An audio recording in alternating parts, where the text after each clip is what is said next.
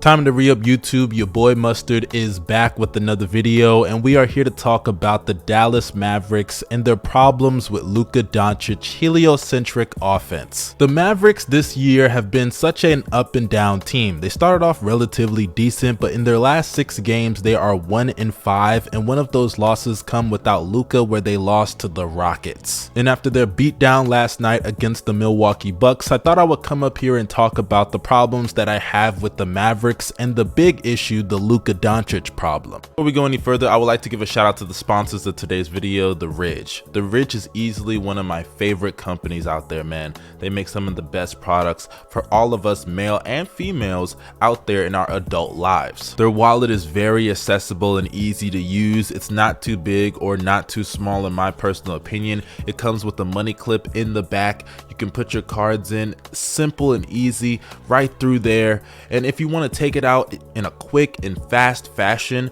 you could just push up from the bottom, and just like that, you get your card right out of the wallet. Simple, easy, and smooth. Also, don't sleep on their keychain. It's very easy to use. You can attach it to your lanyard. Simple as 1, 2, 3, just like that. Along with your wallet, you're set to go with your Ridge lifestyle. The Ridge has plenty of products that you can find, wallets, keychains, and plenty other items. You can go on their website right now, and if you're not convinced, go down below in the description box and click on my link, ridge.com/mustard, and you will get a nice discount. And guys, Black Friday was yesterday, so Christmas is approaching very fast. Make sure you pick up a Ridge wallet today. Yes, today. Get that discount because you're worth it. The guy or woman that you're trying to buy a gift for, they're worth it. So check them out, link in the description box. Now let's get back to this video.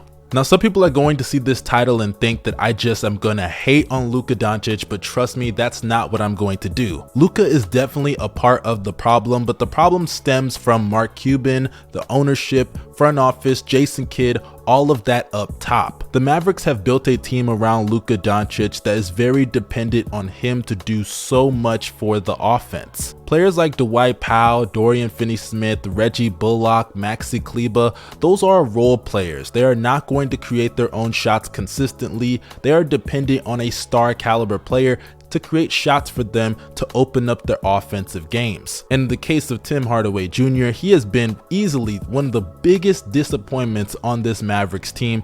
This guy, I believe, is shooting around 30% from the field and like 25% from 3. It really is insane just how trash he has been this season. My goodness, and they gave him that extension too. Just overpaid and doing a bunch of nothing. But the two guys alongside Luka Doncic that were supposed to be his co-stars this year in the offseason were Spencer Dinwiddie and Christian Wood. Let's talk about Dinwiddie and then we'll get to Christian Wood. Dinwiddie is a good player, and for the most part this year he is having a very good season for his standards, of course. When he came to the Mavericks, I actually had pretty low expectations for him considering how bad he was in Washington, but he fit like a glove for them last season, and this year he's just picking up where he left off. But unfortunately, Dinwiddie's game is very reliant on making tough jumpers, and it's not like it's impossible for him to do so. He's been doing it over the last year and a half, so hey, what do I know? But unfortunately, when he does have these games where he'll shoot like 5 of 20 from the field or 3 of 15 from the field, it's because of that factor. And outside of his scoring, he's not dynamic at anything else. He's a decent passer, solid in the pick and roll, but sometimes his decision making, whether it's his shots or his passing,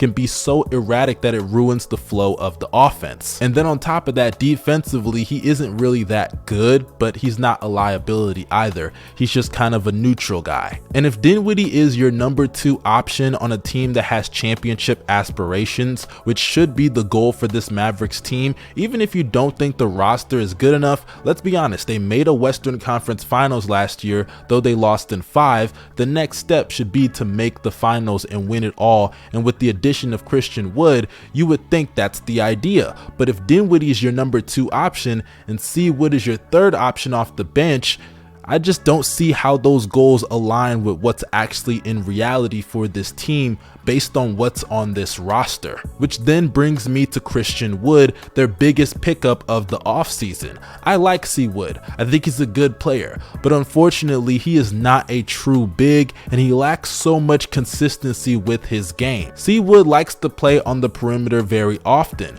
but I literally just saw a game against the Bucks last night where there were times they gave him post touches, whether it was on Drew Holiday or Javon Carter, whoever it is, he would have mismatches on him and he still can't abuse those mismatches. That's insane to me. He's a really good perimeter player for a big, but he's not a good perimeter player overall. He's a nice 3-point shooter, but it's not on a heavy amount of volume, and mind you, defensively, he's not that good. C. Wood is a solid player, but he is just not on the caliber that I think a lot of people expected him to be for this Mavericks team to have real championship aspirations. Because as a scorer, he's a good off-ball player, especially in pick and pop situations. He fits with Luka in that category, but as a screen setter and roller, I would like to see him be a little bit better. And on top of that, as a defender, like we all know, he isn't that much of a presence, and at the free throw line, he's pretty bad.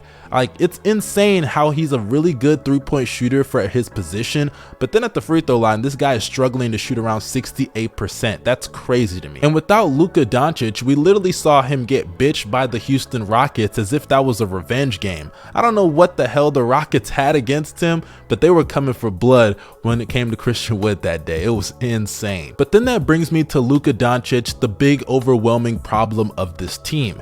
I've been seeing a lot of people compare Luka to James Harden recently, and I understand the comparison because I'm going to make that same one in this video. James Harden and Luka's play styles are fairly similar. Dribble, dribble, dribble between the legs, step back three, floater game, that's all they do. But the difference are a couple of things. For starters, Luka does play up in the playoffs, which unfortunately Harden fans, you can't say the same thing for him, but also Luka does use his mid-range game, which can be a little bit streaky at times, but he does utilize it. Prime Harden did not do that. And another thing about James Harden versus Luka is that James Harden always had a reliable pick and roll partner in Clint Capella. Now, of course, they did trade Capella later on, but for the most part of James Harden's tenure in Houston, he had Capella right there, who was a good screen setter and good partner in the pick and roll. And he also had Dwight Howard earlier on before they got Clint Capella. So when you look at Luka right now with the Mavericks, he has not really had a great big man to play off of in that pick and roll aspect, which I think is really underutilizing a part of Luka's game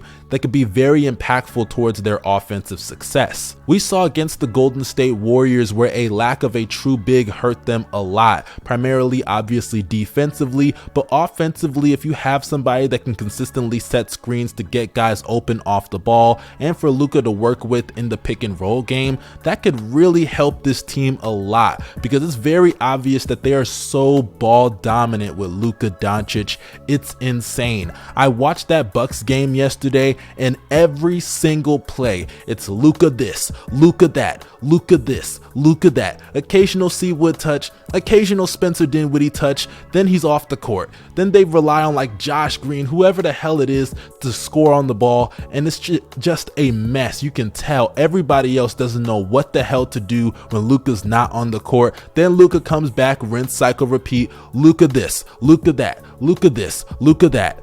It's insane how much they rely on Luka Doncic to do everything in their offense. And people want to blame Luka for that. He definitely has his own blame, because when Luka doesn't have the ball, he really just doesn't move at all. He just stands there for the most part, and that's unacceptable. I would like to see some off-ball movement. I criticize Harden for that, and I'm going to criticize Luka for that. You can't just stand there when you don't have the ball. You have to be active to keep the defense honest when you don't have possession of the ball. But for the most part, I can't even blame Luka for this problem, because when you look at the rest of the roster, what can they do without him? Christian Wood is not an elite shot creator. Hell, I wouldn't even say he's a great one. Dinwiddie's not a great shot creator. He's okay at times, and he can be great when he has those hot days, but for the most part, they need other players and another star to bounce off of to create shots for them and the others. Dorian Finney-Smith, a 3-and-D player. Reggie Bullock, a 3-and-D player. Maxi Kleber, a 3-and-D player. player.